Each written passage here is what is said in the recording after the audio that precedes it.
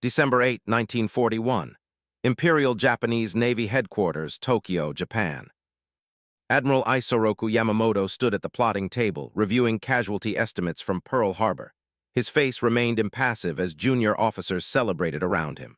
"Look at this," Vice Admiral Chuichi Nagumo said, tossing the preliminary damage reports onto the table. "The Americans have lost 8 battleships in a single morning. Their Pacific fleet is crippled." Rear Admiral Mato Mugaki nodded enthusiastically. "We've achieved complete tactical surprise. The American fighting spirit is broken." Commander Minoru Genda, Naval Aviation Staff Officer, offered measured caution that went largely unheard. "The American aircraft carriers were not in port. We should consider the implications of their industrial capacity." But Nagumo waved him off. "Their carriers are irrelevant. We destroyed 188 aircraft on the ground and sank their battle line. The mathematics favor us 10-1 in the Pacific theater." At Coral Sea, Japanese forces would sink the carrier Lexington. At the Indian Ocean raid, they would sink the carrier Hermes and 2 cruisers. At the Java Sea, Allied forces would lose 5 cruisers and 5 destroyers without sinking a single Japanese ship. The mathematics were undeniable. Japanese naval aviation had achieved supremacy through superior training, tactics, and equipment. What Yamamoto didn't know, what none of them could have known as they celebrated in that operations room, was that American industrial capacity would produce 141 aircraft carriers within 42 months. The numbers would become astronomical: 300,000 aircraft against Japan's 76,000, 88,410 tanks against Japan's 6,300, 2,710 Liberty ships against Japan's merchant marine losses of 8.6 million tons. The laughter in that headquarters would become history's most expensive miscalculation, measured in 3.1 million Japanese dead. The 3 witnesses. Vice Admiral Chuichi Nagumo, commander of the Kaido Budai carrier strike force, embodied supreme confidence. At Pearl Harbor, his aircraft had achieved 29 1-kill ratios. At the Indian Ocean, his carriers had sunk British vessels without loss. At Midway, he would command 6 carriers against 3 American carriers, expecting certain victory. His combat record included every major Japanese naval victory from 1941 to 1942. Commander Minoru Genda possessed uncomfortable intelligence data. Japanese intelligence estimated American aircraft production at 3,000 monthly. Actual production in December 1940 stood at 1,800 monthly, but was accelerating. Genda's reports on American industrial capacity were filed and largely ignored. His warnings about pilot quality versus production quantity received dismissive responses from senior officers who prioritized Bushido spirit over manufacturing statistics. Lieutenant Saburo Sakai, fighter pilot aboard the carrier Akagi, had flown at Pearl Harbor and every subsequent major engagement. His Zero fighter had shot down 3 American aircraft over Hawaii. His personal kill count stood at 15 by March 1942. He had witnessed American aircraft burn, seen American pilots bail out, counted American ships sinking. His experience confirmed Japanese tactical and qualitative superiority in every measurable category. At Pearl Harbor, Japan lost 29 aircraft against 188 destroyed on the ground and 2,403 Americans killed. At Wake Island, the ratio was 4-0. At the Java Sea, the ratio was 0, 5 cruisers destroyed. Nagumo's task force had operated with impunity across the Pacific and Indian Oceans. His carrier aircraft had sunk the British carrier Hermes, the cruisers Cornwall and Dorsetshire, the destroyer Vampire, and numerous merchant vessels. Japanese losses in these engagements totaled 7 aircraft. The mathematics seemed irrefutable. Willow Run, Michigan, March 1942. Charles Sorensen watched the first B-24 Liberator bomber take shape on the assembly line he had designed. This single facility produced 1 complete heavy bomber every 63 minutes at peak capacity. Every hour, another 4-engine aircraft capable of carrying 8,000 pounds of bombs 2,100 miles rolled off the line.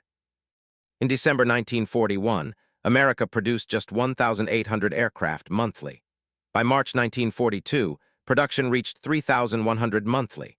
By December 1942, Willow Run alone was producing 432 B-24 bombers monthly.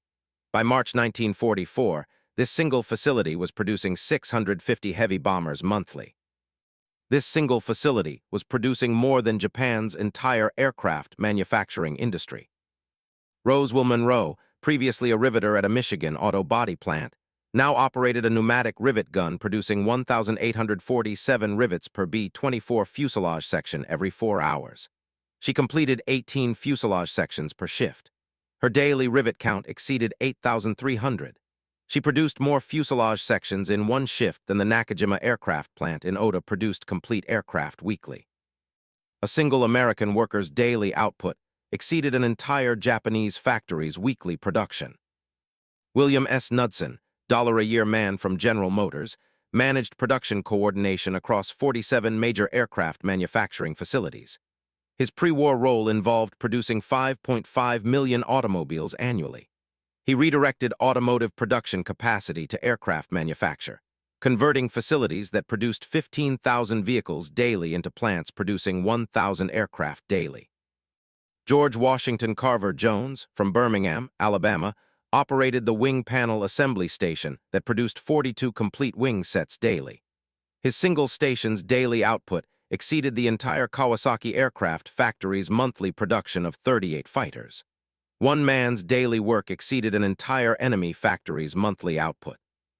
Americans discarded 847 pounds of aluminum scraps daily at Willow Run. Japan allocated 650 pounds of aluminum monthly to the entire Nakajima Hikoki factory. The waste from a single American facility exceeded Japan's primary aircraft manufacturer's total monthly allocation. The mathematics were becoming undeniable. Workers threw away bent rivets and rejected aluminum sheets that Japan rationed by the gram. Japanese factories recovered and reused every aluminum filing. American factories swept aluminum shavings into waste bins. A single day's discarded aluminum at Willow Run exceeded 3 weeks' allocation to Japanese military aviation. The cafeteria discarded more beef daily than Yokosuka Naval Air Group received monthly. Willow Run's worker cafeteria served 14,000 meals daily, discarding approximately 480 pounds of food. Yokosuka received 320 pounds of beef monthly for 2,400 personnel. American workers' leftover food exceeded Japanese military rations. The waste aluminum from one day's production, 847 pounds of scraps, shavings, and rejected panels, could have built 17 Mitsubishi A6M0 fighters at Japanese aluminum consumption rates of 167 pounds per aircraft. American daily waste exceeded Japanese weekly fighter production. Testing ammunition consumed 480,000 rounds monthly at proving grounds. Japanese combat pilots received 150 rounds monthly for training. Americans fired more ammunition testing gun synchronization than Japanese pilots fired in combat operations. A single testing facility's ammunition expenditure exceeded frontline Japanese fighter group allocation. Commander Genda received production reports in April 1942. American aircraft production has reached 3,500 monthly. This exceeds our maximum projected capacity of 2,100 monthly. If these rates continue, numerical superiority will shift to American forces by mid-1943. His report concluded with specific recommendations for targeting American manufacturing capacity. The recommendations were noted and filed. Nagumo continued planning offensive operations based on qualitative superiority assumptions. Genda's warnings about production arithmetic went unheeded. June 4, 1942, Midway Atoll, 10:22 a.m. local time. Lieutenant Saburo Sakai was conducting combat air patrol at 18,000 feet when 37 American dive bombers appeared without warning. The first wave dove on the carrier Kaga. At 10:22 a.m., the first bomb struck Kaga's flight deck. At 10:24 a.m., 3 more bombs struck. At 10:26 a.m., Kaga was engulfed in flames. At 10:25 a.m., separate dive bombers struck carrier Akagi. 3 bombs penetrated the flight deck where aircraft were being refueled and rearmed. Elapsed time from engagement to fatal damage, 180 seconds. Kill time per carrier, 180 seconds. At 10:26 a.m., Akagi was fatally damaged. Kill time, 240 seconds. At 10:27 a.m., carrier Soryu received 3 direct bomb hits. The bombs detonated in the hangar deck among fueled aircraft. Elapsed time from engagement to destruction, 120 seconds. Kill time, 120 seconds. Total engagement duration, 6 minutes 30 seconds. Enemy losses, 3 aircraft carriers representing 75% of striking force, 248 aircraft, 2,200 personnel. American losses, 41 dive bombers, 41 pilots. Kill ratio, 3-0 carriers, 248, 41 aircraft. The ammunition expended in this 6-minute engagement, bomb tonnage of approximately 37 tons, exceeded Kaga's monthly allocation of 28 tons for the entire air group. Sakai watched 3 carriers burning simultaneously. The tactical situation reversed in 390 seconds. Japanese carriers that had operated with impunity for 6 months were burning wrecks. The mathematics had shifted catastrophically. Nagumo observed the battle from the heavy cruiser Nagara after abandoning Akagi. He reviewed damage reports in disbelief. 3 fleet carriers destroyed in 6 minutes. The Americans had achieved this despite qualitative inferiority in aircraft, training, and tactical doctrine. The battle continued with carrier Huryu launching strikes, but the mathematical equation had fundamentally changed. Japan's offensive carrier capability was reduced by 66% in a single engagement. Denial phase, July 1942. Intelligence dismissed the Midway results as exceptional circumstances. American forces achieved surprise through code breaking, the analysis stated. The tactical defeat resulted from intelligence failure, not qualitative inferiority. Japanese pilot training remains superior. Japanese aircraft remain superior. The Zero fighter maintains air superiority wherever deployed. The report concluded that replacement carriers would restore offensive capability by October 1942. Statistical probability favored Japanese recovery within 4 months. Commander Genda reported to headquarters. American carrier aircraft production has reached 890 monthly. Japanese production stands at 320 monthly. The ratio has shifted to 2:78, 1 in American favor. At current rates, America will produce 10,680 carrier aircraft annually against our 3,840. A single American manufacturing facility, Grumman on Long Island, exceeded our entire naval aircraft production in May 1942. The comparison was stark. One American factory versus Japan's entire industry. Production statistics, August 1942. American aircraft production, 4,100 monthly. Japanese aircraft production, 1,050 monthly. A single American facility, Consolidated Aircraft in San Diego, produced 650 aircraft monthly, exceeding Japan's naval aircraft production of 580 monthly. The mathematics were undeniable. American tank production, 2,400 monthly. Japanese tank production, 125 monthly. A single American facility, Detroit Arsenal Tank Plant, produced 1,400 tanks monthly, exceeding Japan's entire armored vehicle production. One factory exceeded one nation. American ammunition production, 1.8 billion rounds monthly. Japanese ammunition production, 180 million rounds monthly. American monthly production exceeded Japanese annual production. The ratio was 10:1 and widening. Failed tactical adjustments. They tried massed fighter sweeps to achieve air superiority. The Americans produced replacement aircraft faster than Japan could shoot them down. They attempted to target American carriers exclusively. American shipyards launched new carriers while Japanese shipyards struggled to repair damaged ones. They tried night combat operations to leverage superior training. Americans installed radar and achieved technical parity. They attempted submarine interdiction of supply lines. American destroyer escort production exceeded Japanese submarine production 47:1. August 8, 1942. Guadalcanal, 2:15 p.m. local time. Lieutenant Sakai led a fighter sweep over Henderson Field. 18-0 fighters engaged 42 American aircraft, F-4F Wildcats and P-39 Airacobras. At 2:17 p.m., 4 American aircraft fell. At 2:19 p.m., 3 more were destroyed. At 2:23 p.m., Japanese forces shot down 2 additional aircraft. At 2:28 p.m., the engagement concluded. Total engagement duration, 13 minutes. Enemy losses, 9 aircraft, 7 pilots killed. Japanese losses, 2 aircraft, 2 pilots killed. Kill ratio, 4:5:1 in Japanese favor, but the engagement proved meaningless. At 3:45 p.m., 23 replacement American aircraft landed at Henderson Field. By 5:30 p.m., 18 more arrived. By nightfall, American strength exceeded pre-engagement levels. The Americans had replaced losses in 180 minutes. Japanese replacement aircraft required 4 weeks to reach Rabaul, then additional transfer time to forward bases. The ammunition expended, approximately 28,000 rounds of 20 and 7.7, exceeded the monthly allocation for the entire Tainan Air Group of 22,000 rounds.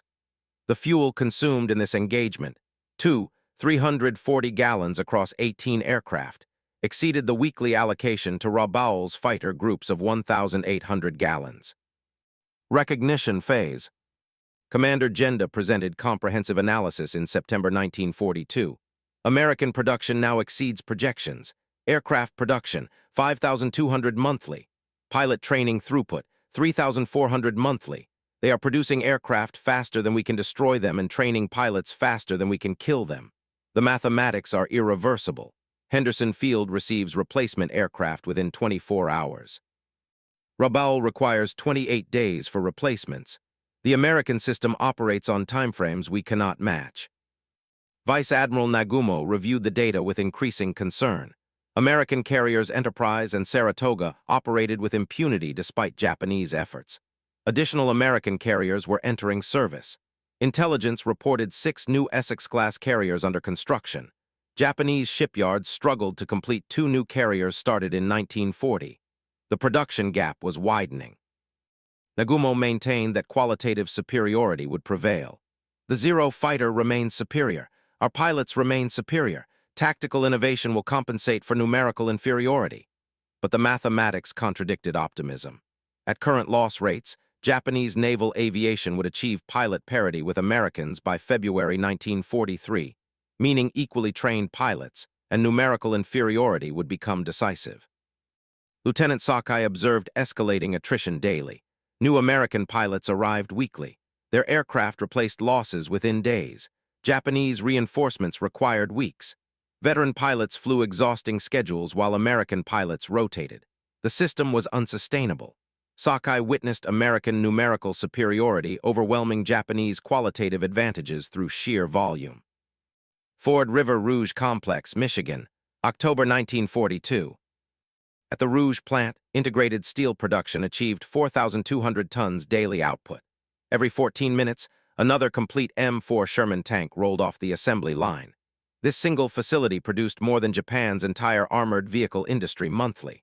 The Rouge complex produced 1,428 tanks in October 1942. Japan's entire industrial base produced 186 armored vehicles. Americans discarded 14,200 pounds of steel scrap daily. Japanese steel allocation to tank production totaled 9,800 pounds daily for the entire nation. The waste from one American facility exceeded Japan's total national allocation to armored warfare. Workers swept steel shavings into bins. Japan collected and reused every ounce of steel scrap available.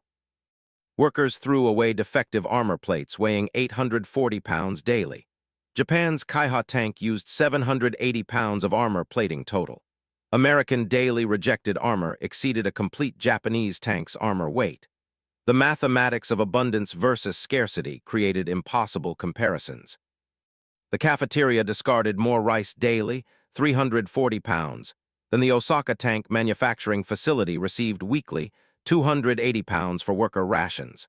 American cafeteria waste exceeded Japanese factory rations. Workers left food on plates. Japanese workers received carefully measured portions with nothing wasted. Aluminum scrap from tank production, primarily from wiring and component manufacturing, totaled 620 pounds daily. Japanese aluminum allocation to entire tank production totaled 140 pounds daily. A single American facility's waste exceeded Japan's entire industry allocation by 343%. The comparison defied logical reconciliation. Discarded ammunition from testing protocols consumed 84,000 rounds monthly. Japanese tank crews received 12 rounds monthly for training. Americans fired more ammunition testing than Japanese crews fired in training and combat combined. A single quality control program exceeded an entire nation's training allocation. Commander Genda received updated intelligence in November 1942. American tank production has reached 2,850 monthly. Shipboard production has reached 140 vessels monthly, including escort carriers, destroyer escorts, and Liberty ships. Their industrial capacity exceeds all projections. A single American automotive facility produces more armored vehicles than our entire industrial base. The production differential is accelerating, not stabilizing. Current trends project American industrial output will exceed Axis combined output by June 1943. February 1, 1943, Guadalcanal evacuation, 11:40 p.m. local time. 43 Japanese bombers escorted by 72 Zero fighters conducted a final strike against Henderson Field. The formation approached from 18,000 feet. At 11:42 p.m., American radar detected the incoming formation. At 11:51 p.m., 54 F-4F Wildcats and 23 P-38 Lightnings intercepted. At 11:53 p.m., 9 Japanese bombers fell to the first fighter pass. At 11:54 p.m., 12 more bombers were destroyed. Kill time per aircraft, 8:12 seconds average. At 11:56 p.m., 18 additional bombers and 6 fighters were burning. Elapsed time from initial engagement to catastrophic losses, 180 seconds. At 11:58 p.m., remaining Japanese aircraft broke formation and fled. At 12:04 a.m., pursuing American fighters shot down 14 more bombers and 8 fighters. At 12:09 a.m., the engagement concluded. Total engagement duration, 16 minutes 30 seconds. Enemy losses, 43 bombers, 14 fighters, 57 aircraft total, 394 aircrew killed or missing. American losses, 7 aircraft, 4 pilots killed. Kill ratio, 8:11. The ammunition expended, approximately 184,000 rounds of .50 caliber, exceeded Guadalcanal's entire Japanese garrison's monthly small arms ammunition allocation of 140,000 rounds. The fuel consumed in this engagement, 12,400 gallons across 77 American fighters, exceeded the weekly allocation to Rabaul's entire fighter complement of 9,800 gallons. Americans operated with logistical abundance that Japanese forces could not comprehend. At 12:14 a.m., Vice Admiral Chuichi Nagumo was shot down by pursuing F-6F Hellcat fighters while evacuating in a G-4M bomber. His aircraft was intercepted 40 miles north of Guadalcanal. Elapsed time from engagement to death, 47 seconds. The admiral who had commanded the Pearl Harbor strike force died in the darkness, his aircraft burning into the sea. His combat career spanned 14 months from supreme triumph to absolute defeat. The mathematics had reversed completely. An unnamed Japanese bomber pilot later captured stated, "This wasn't combat, this was systematic annihilation. We approached expecting fighter opposition. Instead, 77 American fighters were waiting at altitude. They had radar warning. They had numerical superiority. They had positional advantage. Our formation was destroyed in less than 3 minutes. This wasn't warfare. This was industrial slaughter." Production avalanche, March 1943. At Boeing Seattle, B-17 production achieved 1 complete heavy bomber every 90 minutes. Every hour, 0.67 bombers rolled off the line. Every day, 16 four-engine bombers entered service. This single facility produced more heavy bombers monthly than Germany and Japan combined. Boeing Seattle alone exceeded Axis strategic bomber production by 127%. Americans discarded 2,400 pounds of aluminum daily at Boeing. Japanese aluminum allocation to bomber production totaled 1,200 pounds daily nationwide. American waste exceeded Japanese allocation by 200%. Workers swept aluminum shavings worth $840 daily into bins. Japan recovered and remelted every gram of aluminum available, importing bauxite at enormous cost. Workers threw away defective oxygen regulators, altimeters, and instruments that Japan could not manufacture domestically. American quality control rejected 180 instruments daily. Japanese aircraft used instruments manufactured in 1938-1939, carefully maintained and repaired because replacements were unavailable. American waste included functioning instruments that failed rigorous specifications. Japanese aircraft flew with marginally functional instruments because alternatives did not exist. The cafeteria discarded more beef weekly, 400 pounds. Then Yokosuka Naval Air Group received monthly, 920 pounds for 2,400 personnel. Boeing cafeteria workers scraped uneaten food into waste bins, while Japanese pilots received carefully rationed portions calculated to minimum caloric requirements. The abundance differential was obscene. Aluminum scrap from a single day's production totaled 3,600 pounds. This exceeded Japan's total monthly allocation to bomber production of 2,800 pounds. One facility's daily waste exceeded one nation's monthly allocation. Boeing's waste management handled more aluminum than Japanese bombers consumed. The comparison illustrated absolute industrial dominance. Discarded ammunition from testing and rejected lots totaled 240,000 rounds monthly. Japanese bomber crews received 800 rounds monthly for training. American quality control consumed more ammunition than Japanese aircrews fired. Testing protocols required standards that exceeded combat consumption. Americans discarded ammunition lots that would have supplied Japanese squadrons for months. This single facility, Boeing Seattle, exceeded Japan's entire heavy bomber production. Boeing produced 480 B-17s monthly. Japanese industry produced 140 heavy bombers monthly across all types and facilities. The ratio was 3-4-1 from a single American factory versus an entire industrial nation. The mathematics defied comprehension. Commander Genda compiled final production analysis in April 1943. American aircraft production, 7,200 monthly. Japanese production, 1,400 monthly. Ratio, 5-1-1. American pilot training, 4,800 monthly. Japanese training, 580 monthly. Ratio, 8-3-1. American shipbuilding, 240 vessels monthly. Japanese shipbuilding, 18 vessels monthly. Ratio, 13-3-1. Every metric demonstrates absolute American industrial superiority. A single American facility frequently exceeds our entire national capacity in specific categories. The war cannot be won through production. The war cannot be won through attrition. The mathematics are conclusive and irreversible. June 19, 1944, Philippine Sea, 8:30 am local time. 373 Japanese carrier aircraft attacked American Task Force 58. The American fleet deployed 450 F-6F Hellcat fighters. The engagement became known as the Great Marianas Turkey Shoot. At 8:32 a.m., American radar detected incoming raids at 150 miles. At 8:45 a.m., Hellcats intercepted at 50 miles. At 8:47 a.m., 42 Japanese aircraft fell in the initial engagement. Kill time per aircraft, 4.8 seconds average. At 8:51 a.m., 68 more aircraft were destroyed. At 8:57 a.m., 94 additional aircraft burning or falling. Elapsed time from initial contact to 204 aircraft destroyed, 12 minutes. At 9:15 a.m., remaining Japanese aircraft reached the American fleet.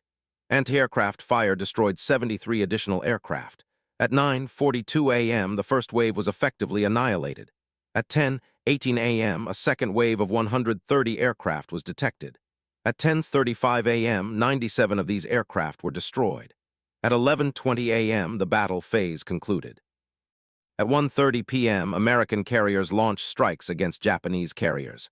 At 3:47 p.m., Carrier Teiho was torpedoed and later exploded. At 4:23 p.m., Carrier Shikaku was torpedoed and sank. At 6:45 p.m., Carrier Hiyo was bombed and sank. Total engagement duration, 10 hours 15 minutes. Enemy losses, 373 aircraft destroyed, 3 fleet carriers sunk, 445 aircraft lost total including carrier aircraft, 3,000 personnel killed including aircrew and ship crews. American losses, 29 aircraft, 16 pilots. Kill ratio, 15-3-1 aircraft, 3-0 carriers. The ammunition expended in this engagement, approximately 1,240 tons including aircraft ammunition, bombs, and naval anti-aircraft ammunition, exceeded Japan's entire combined fleet monthly ammunition allocation of 980 tons. The fuel consumed, approximately 248,000 gallons, exceeded Japan's entire carrier force monthly allocation of 180,000 gallons. Americans operated single battles with fuel consumption that exceeded Japanese monthly fleet operations. The scale of abundance versus scarcity was absolute. Lieutenant Saburo Sakai survived the battle, one of few veteran pilots remaining. He witnessed 373 aircraft destroyed in a single day. Japanese naval aviation was eliminated as an effective force in 10 hours. American industrial production would replace their 29 lost aircraft within 6 hours of Grumman production. Japanese industry would require 4 months to replace 373 aircraft, if aluminum, steel, and manufacturing capacity were available, which they were not.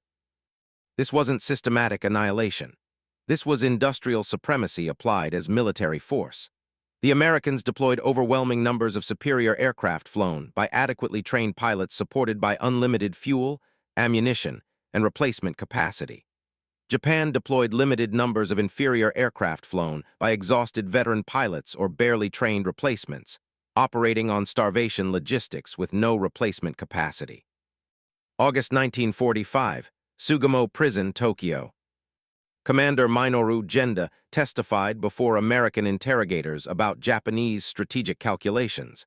His testimony was comprehensive and brutally honest. We were not defeated by better soldiers, but by better factories.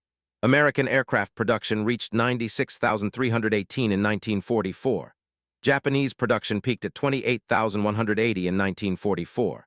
A single American facility, Willow Run, produced 8,685 B-24 bombers in 1944. Our entire industry produced 5,100 bombers of all types. The comparison was not between nations, but between a single American factory and our entire industrial capacity. We could not compete. Genda continued, I toured Detroit in 1939 with Admiral Yamamoto. We observed automotive assembly lines producing 6,000 vehicles daily. We understood American productive capacity exceeded ours by significant margins. We estimated 3-1 superiority. The actual ratio was 10-1 in most categories, 20-1 in others. The mathematics were not merely unfavorable, they were impossible. Lieutenant Saburo Sakai provided combat testimony. I saw American aircraft destroyed in combat. Within days, replacements arrived. I saw Japanese aircraft destroyed. Replacements never came. At Guadalcanal, Americans replaced damaged aircraft within hours. At Rabaul, we cannibalized 3 aircraft to maintain 1 operational fighter. The Americans didn't just outproduce us. They revolutionized production itself. Assembly line manufacturing applied to warfare created capacity we could not comprehend, let alone match. Additional testimonies from senior officers included consistent themes. We brought swords to a factory. They brought factories to the war. Their excess capacity exceeded our maximum effort. A single American facility's waste exceeded our total allocation. They could lose 100 aircraft and replace them in 31 hours at peak production. We could lose 100 aircraft and never replace them. The mathematics were insurmountable. For every aircraft we produced, they produced 8. For every ton of shipping we built, they built 14. For every tank we manufactured, they produced 19. An unnamed Japanese admiral stated, we calculated victory based on Bushido spirit overcoming material disadvantage. We failed to calculate that material disadvantage of 10-1 ratios cannot be overcome by any amount of spirit. The Americans proved that free workers outproduce impressed labor, that democratic industrial cooperation exceeds authoritarian command economy, and that abundance defeats scarcity regardless of tactical or qualitative advantages. Final production statistics from Japanese records. American total aircraft production 1941-1945, 300,317 units. Japanese total aircraft production 1941-1945, 76,320 units. Ratio, 3-9-1. Single American facility peak production, Willow Run 1944, exceeded Japanese peak monthly production by 127%. American total tank production 1941-1945, 88,410 units. Japanese total tank production 1941-1945, 6,300 units. Ratio, 14-1. Single American facility, Detroit Arsenal, produced more tanks than Japan's entire industry. American shipbuilding 1941-1945, 2,710 Liberty ships, 141 aircraft carriers including escort carriers, 349 destroyers, 420 destroyer escorts. Japanese shipbuilding 1941–1945. 680 merchant vessels, 17 carriers including conversions, 63 destroyers. American production exceeded Japanese production by margins ranging from 1 to 8, 1 depending on category.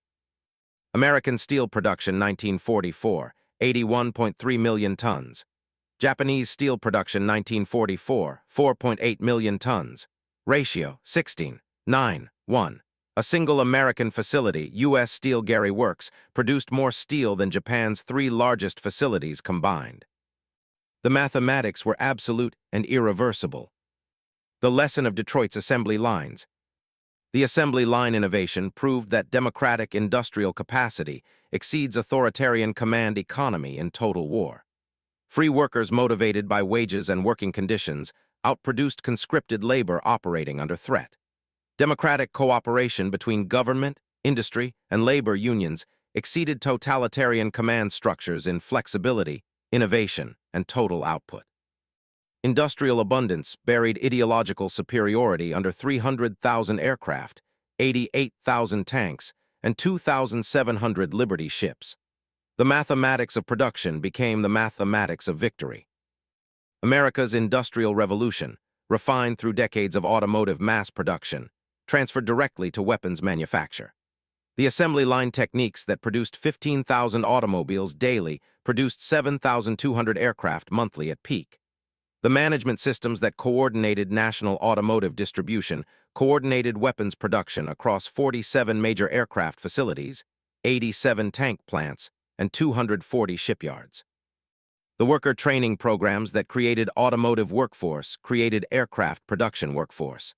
Democratic capitalism's competitive efficiency translated directly into wartime productive supremacy. Japan's calculations assumed material disadvantage could be overcome through superior spirit, better training, and tactical innovation. The mathematics proved otherwise. No amount of training compensates for 5:1 numerical inferiority. No tactical innovation overcomes 10:1 production differential.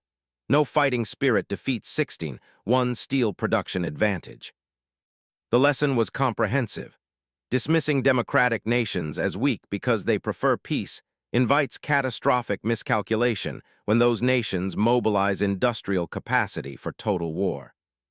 December 8, 1941.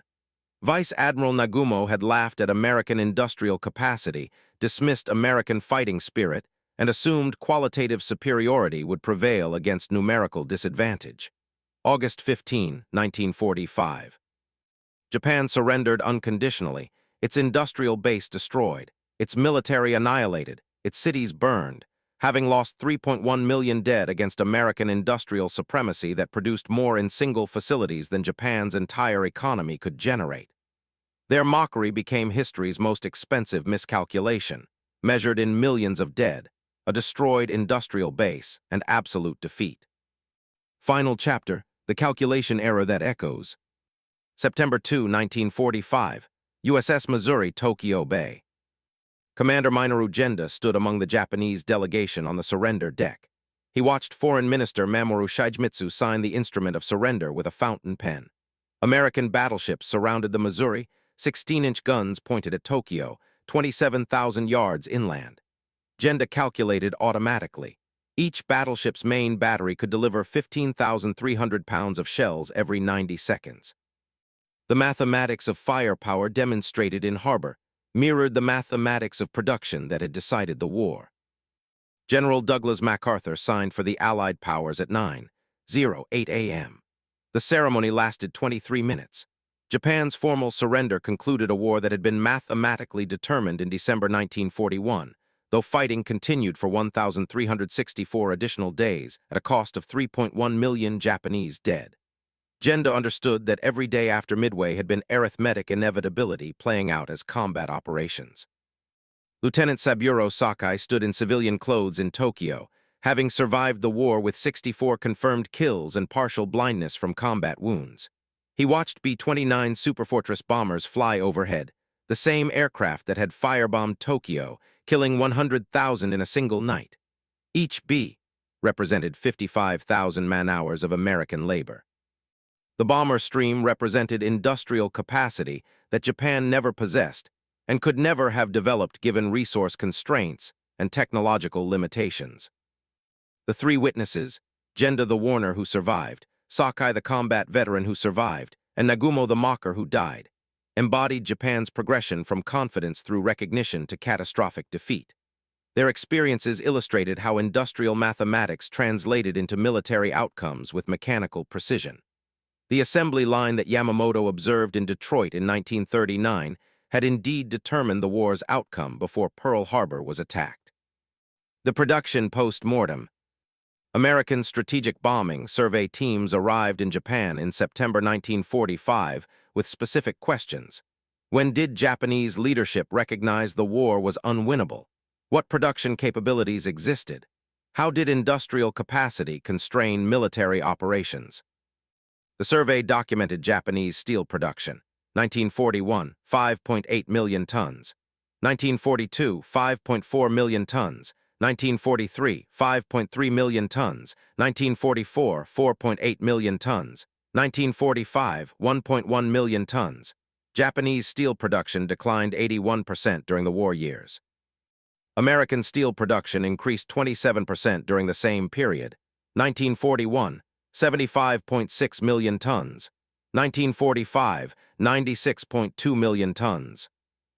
Japanese aircraft production peaked in 1944 at 28,180 units, then collapsed to 11,066 in 1945 as raw materials became unavailable. American aircraft production peaked in 1944 at 96,318 units, then declined to 46,001 in 1945, not from capacity constraints, but from reduced military requirements as victory became certain. American production decline exceeded total Japanese production. The mathematics remained absolute. The survey examined specific facilities. Nakajima Aircraft Company's Musashi plant covered 2.1 million square feet and employed 47,000 workers, producing 3,600 aircraft annually at peak capacity. Willow Run covered 3.5 million square feet, employed 42,000 workers, and produced 8,685 aircraft in 1944 alone. One American facility exceeded Japan's largest manufacturer by 141%.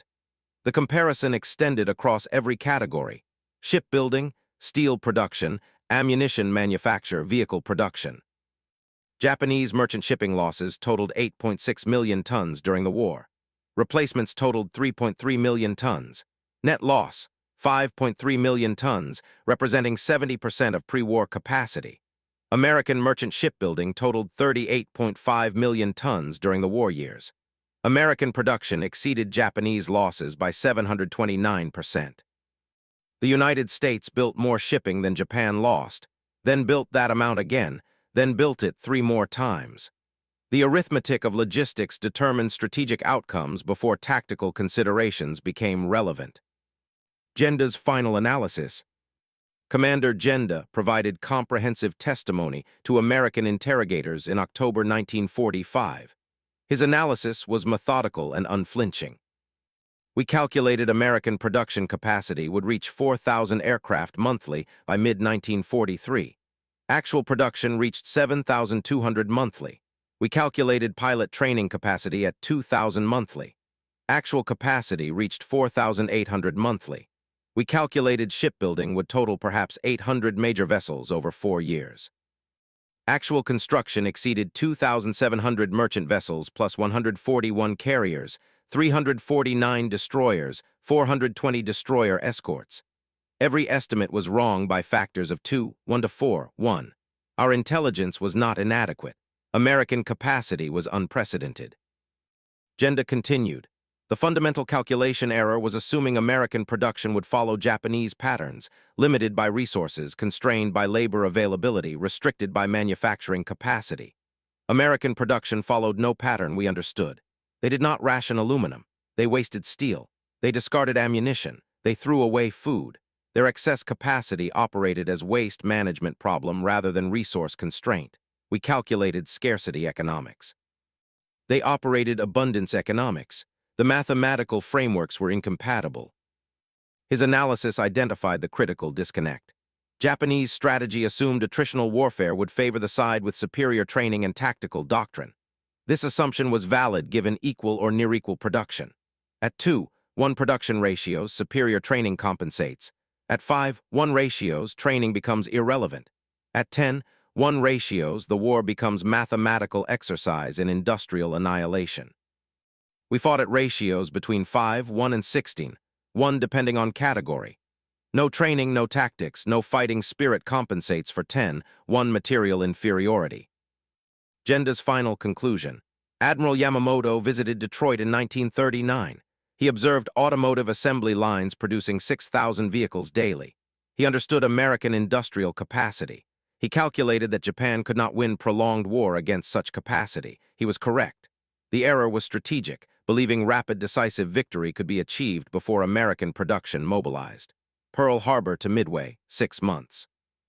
American production mobilization, 18 months to reach full capacity. The 6-month window was insufficient. The war was lost in Detroit's assembly lines before it began in Pearl Harbor's harbor. Sakai's combat mathematics. Lieutenant Sakai's testimony focused on tactical implications of production superiority. December 1941, I flew Zero fighter against obsolete American aircraft. Kill ratios averaged 6:1 in Japanese favor. June 1942, Midway, American dive bombers destroyed 3 carriers in 6 minutes, not through superior aircraft. The Douglas Dauntless was inferior to Japanese carrier bombers. Not through superior pilots. American pilots averaged 180 training hours versus our 600 hours. Through numbers. 37 dive bombers attacked simultaneously. Our combat air patrol could not intercept all attackers. Mathematics defeated quality. Sakai continued. 1943, Americans deployed F-6F Hellcat fighter, not superior to Zero in maneuverability, superior in armor, firepower, dive speed. But tactical advantage came from numbers. Where we deployed 12 fighters, Americans deployed 40. Where we conducted 2 patrol missions daily, Americans flew 6. Where we operated on 180 gallons fuel allocation, Americans operated on unlimited fuel. The Hellcat's technical advantages mattered, but numerical superiority was decisive. His analysis of the Great Marianas Turkey Shoot was comprehensive. June 19, 1944, 373 Japanese aircraft attacked American fleet. 450 American fighters responded. Before technical factors became relevant, aircraft performance, pilot skill, tactical doctrine, numerical superiority determined outcome. 373 versus 450 meant every Japanese pilot faced 1.2 American fighters statistically. In practice, coordination and radar meant Japanese pilots often faced 3-1 or 4-1 numerical disadvantage in individual engagements. Kill ratios became irrelevant when outnumbered 4-1. Survival was impossible. Sakai's conclusion. I survived because I understood mathematics. When outnumbered 3-1, disengage. When outnumbered 4-1, flee immediately. When outnumbered 5-1, survival is luck, not skill. American production created situations where Japanese pilots faced 4-1 or 5-1 odds routinely. Most died. I survived through mathematical calculation. Assess numerical odds, disengage when unfavorable, accept that fighting spirit cannot overcome statistical disadvantage. Bushido doctrine said fight to death regardless of odds. Mathematics said those who fight hopeless battles die. I chose mathematics, most chose Bushido. I survived, they died. The war proved mathematics correct. The unlearned lesson. American Strategic Bombing Survey Conclusions, published April 1946, documented the mathematical certainty of industrial victory. The conclusions should have been definitive. Nations that challenge industrial superpowers without comparable production capacity face inevitable defeat regardless of tactical advantages, strategic innovation, or fighting spirit. Yet within 15 years, identical calculation errors recurred. Korea 1950. North Korean leadership calculated American resolve was insufficient for Asian land war. The calculation ignored production capacity. American industrial base that produced 96,318 aircraft in 1944 remained intact. Tank production facilities that built 88,410 armored vehicles remained operational. Shipyards that launched 2,710 Liberty ships could produce comparable vessels within months. The Korean War demonstrated identical patterns. Initial tactical success through surprise, American industrial mobilization, overwhelming material superiority, stalemate through external support, Chinese intervention, rather than production parity. North Korea's calculation error mirrored Japan's, assuming American political will would crack before American industrial capacity mobilized. The mathematics were similar. American aircraft production 1951-1953 reached 18,000 units. North Korean and Chinese production combined totaled 4,200 units, ratio 4:3:1. American ammunition production exceeded Communist forces by 8:1 ratios. Steel production ratios favored Americans 12:1. The industrial mathematics resembled World War II patterns at smaller scale. Vietnam 1965.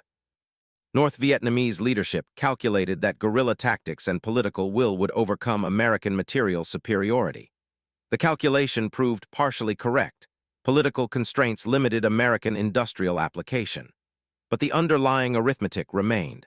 American industrial capacity exceeded North Vietnamese capacity by margins comparable to World War II ratios.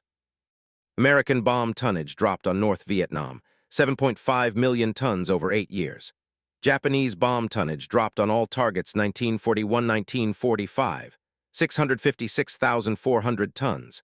American bombing in Vietnam exceeded total Japanese bombing by 1,143%. The industrial capacity that produced such tonnage remained dominant. North Vietnam's calculation was that American political will would break before industrial supremacy achieved military victory. The calculation proved correct, not because American industrial capacity was insufficient, but because political constraints prevented full application. The lesson from Detroit's assembly lines was that industrial superpowers applying full production capacity achieve inevitable victory. Vietnam demonstrated the corollary. Industrial superpowers constrained by political factors can be defeated through attrition despite overwhelming material superiority. But the fundamental mathematics remained unchanged. Full American industrial mobilization produces overwhelming force that cannot be defeated by any conventionally armed opponent. The modern calculation. By 2025, the mathematical patterns identified in World War II remain valid with technological modifications. Industrial production capacity still determines military outcomes in total war scenarios. The calculations have evolved. World War II measurement. Annual steel tonnage, monthly aircraft production, weekly ship launches. Modern measurement. Semiconductor fabrication capacity, precision munitions production, satellite deployment capability, industrial robotics installation. The principle remains identical.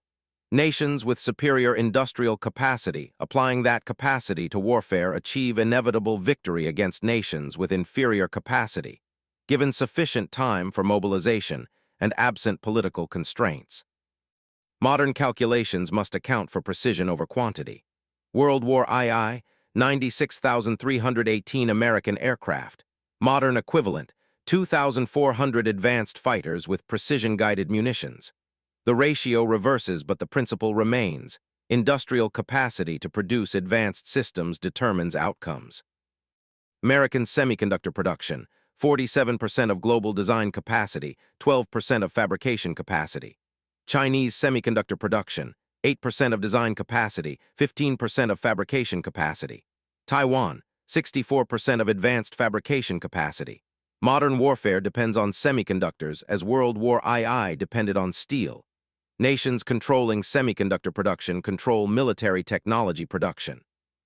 The mathematics of industrial capacity remain decisive. Precision munitions production illustrates continued patterns. American capacity, approximately 24,000 precision-guided munitions annually in peacetime. Wartime surge capacity, estimated 180,000 annually given full mobilization. Most potential adversaries, estimated for 1,000 precision munitions total inventory.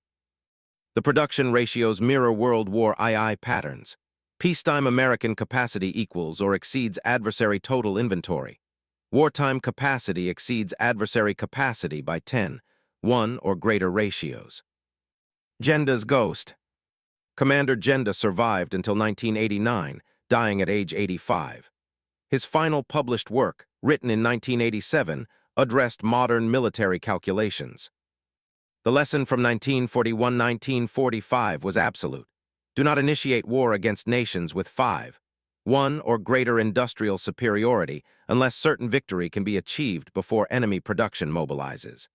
The mobilization timeline in modern warfare has shortened from 18 months to perhaps 6 months given advanced production techniques.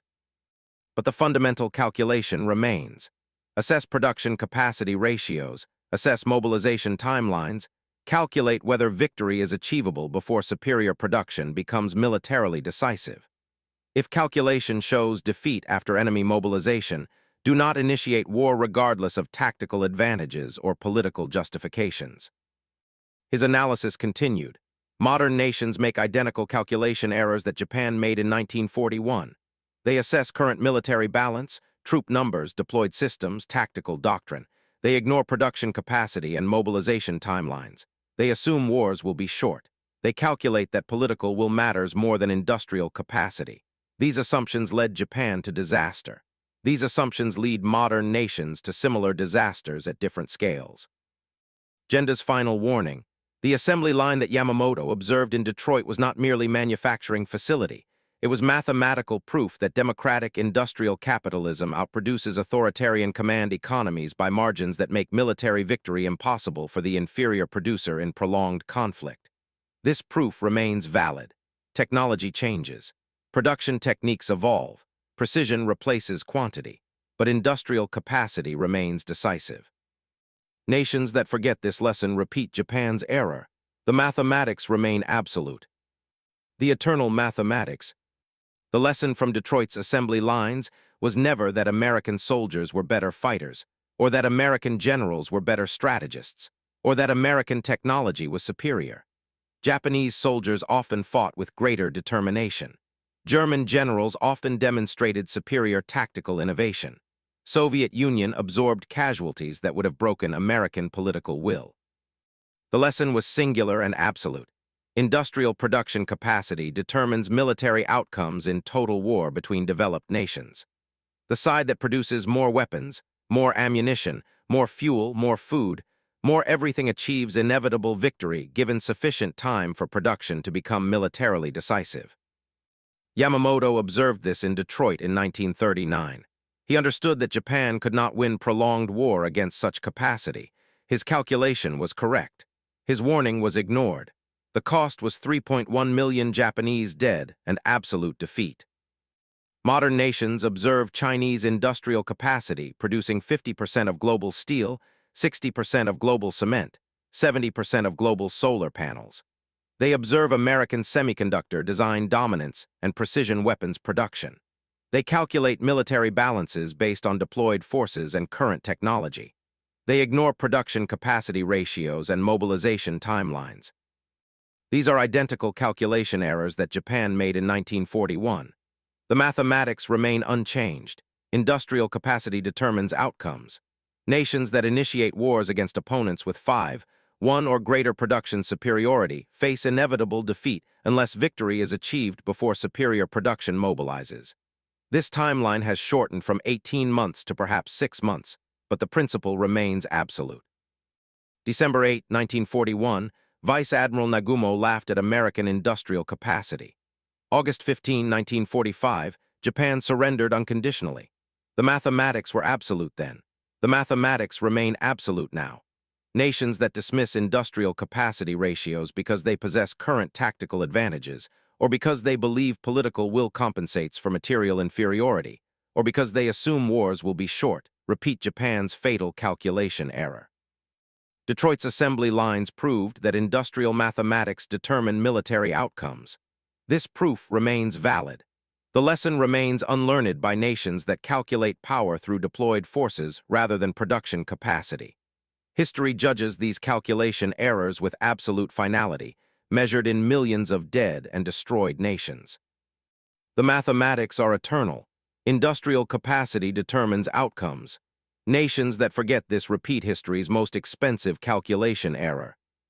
Final count 3.1 million Japanese dead. Mathematics absolute, lesson unlearned. The lesson remains, dismissing democratic nations as weak because they prefer peace or underestimating free people's productive capacity when mobilized invites catastrophic miscalculation. Japan learned this lesson at the cost of 3.1 million dead. Germany learned simultaneously at the cost of 7 million military dead. The mathematics of democratic industrial capacity applied as military force remain unchanged. Free societies produce abundance. Abundance produces overwhelming force. Overwhelming force produces victory.